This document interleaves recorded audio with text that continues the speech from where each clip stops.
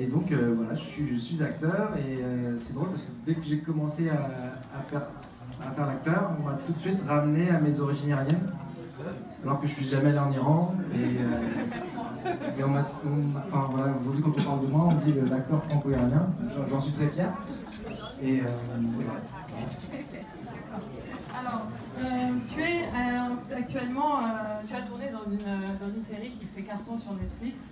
Et c'est vrai que depuis, on a eu beaucoup d'articles et c'est vrai que tu as été catégorisé comme l'acteur franco-iranien. Mais quelle est aujourd'hui ta vision de l'Iran? Est-ce que tu as envie d'aller visiter un petit peu? Je vais avoir 30 ans cette année et je me suis promis que j'irai en Iran d'ici mes 30 ans, donc il me reste plus beaucoup, il me reste 6 mois. Et c'est une vraie galère, surtout en ce moment, je crois, avec Nowruz. J'ai essayé d'aller à l'ambassade, je crois qu'il y avait minimum 2 heures d'attente, donc c'était un peu compliqué, mais je me bats pour. Mais c'est super compliqué parce qu'il faut faire venir, donc je dois venir avec mon père, et puis c'est des... Enfin c'est... Voilà, et la tradition iranienne dans ta famille, comment... Alors, du coup, depuis tout petit, moi, forcément, je me sens même du coup plus iranien que français, alors que je parle pas spécialement le persan très bien, même si Noédé me donne pas mal de cours, merci Noédé, bravo pour ça. Mais je travaille dessus, mais oui, du coup, depuis tout petit, à la maison, les tapis... les rôles Messadi, voilà. Surtout, même mon père a transformé ma mère même un peu en famille iranienne. Elle ne se sent plus du tout française. Et elle ne parle pas le persan, mais elle vit comme une iranienne. Et Khayyam Comment Khayyam non, c'est récit.